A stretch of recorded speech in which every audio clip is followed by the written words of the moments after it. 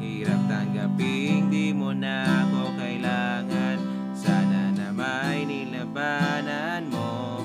Anong nangyari sa tayo hanggang sa huli? Tuluyan bang kakalimutan na? Hello guys! Welcome sa ating bagong video tutorial. Natuturo natin sa inyo ngayon ay yung super easy version ng kantang Kalimutan Ka ni Skostakli. Okay? So, ito guys yung pinakamadaling chords para sa kanta na ito. Okay?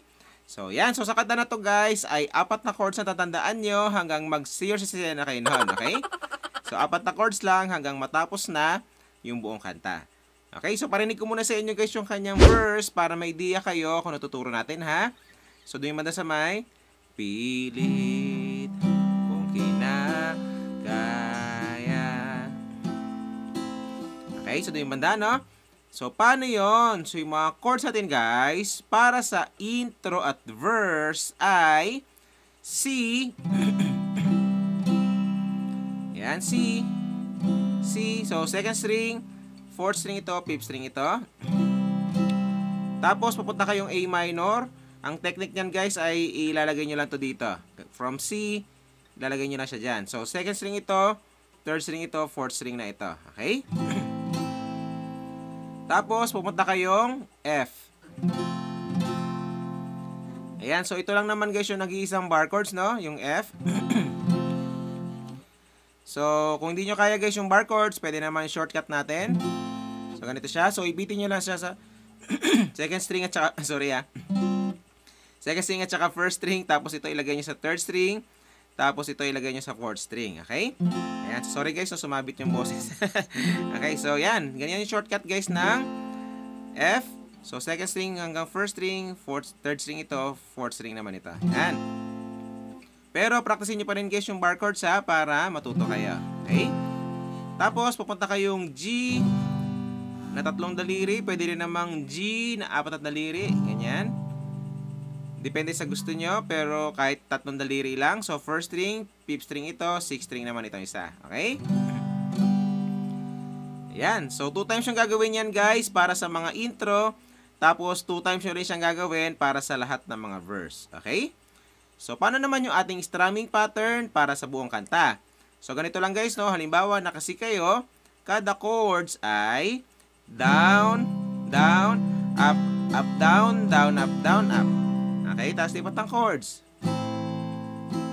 Up, up, down, down, up, down, up.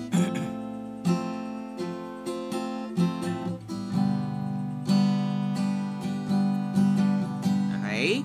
So, yan. So, ganoon nakadali yung kanyang strumming pattern, no? So, para mas makuha nyo, guys, kanta natin siya, no? So, pwede nyo ako sabayan. So, dito tayo sa pilit kung kinakaya.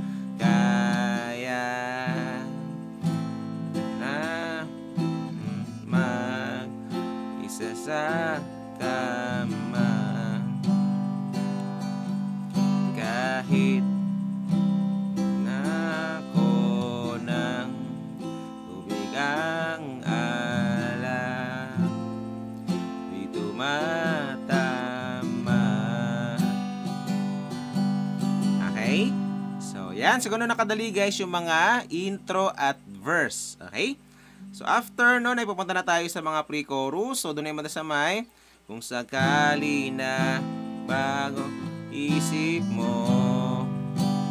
So, di ba no? So, paano yon? So, yung mga chords natin, guys, para sa mga pre-chorus ay A minor. Okay?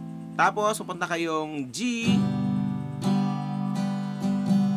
So, 3 times yung gagawin yan, guys, no? Yung A minor at saka yung G. Pag nagawa nyo ng 3 times, ay pupunta kayong F, tapos G. Okay? So, ganoon na siya, no? So, same pa rin yung kanyang strumming pattern, guys. Kanta natin siya para mas makuha nyo.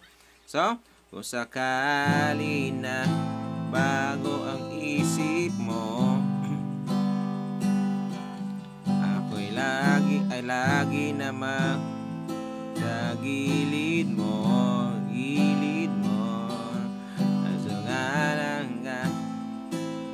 Pilit ko di makita. Oh, yan. So, ganun na kadali guys yung mga pre-chorus. And then after nun, ay pupunta na tayo yung mga chorus. So, doon naman sa may hirap tanggaping di mo na ako kailangan. Sana na may nilab mo. So, di ba na, no?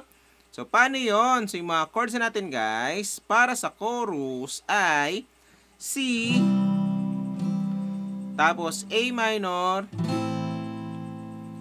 and then F, tapos G.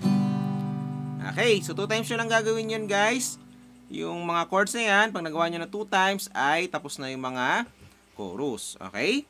So, yan. So, same pa rin yung kanyang strumming pattern, guys, ha. Kanta na natin siya para mas makuha nyo. So, hirap tanggaping di mo na ako kailangan. Sana na may nilabanan mo. Ano nangyari sa tayo hanggang sa huli?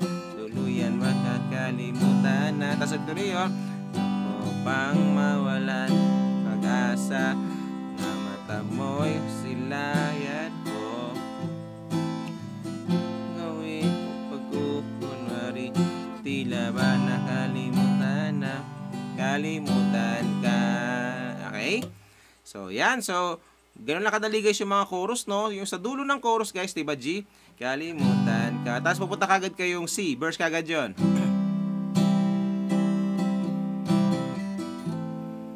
Okay? So, verse uli.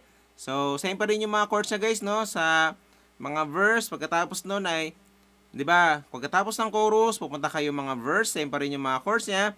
Tapos, pupunta kayong pre-chorus, same pa rin yung mga chords niya.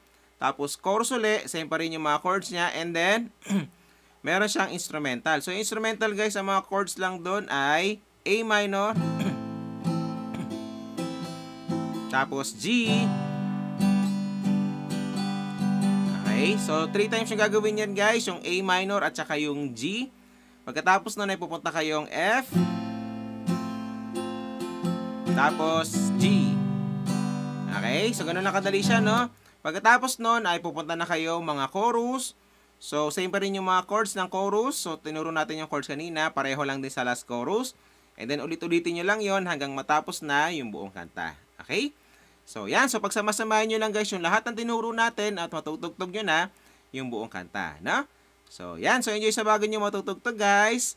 Kita tayo sa next video natin. Bye!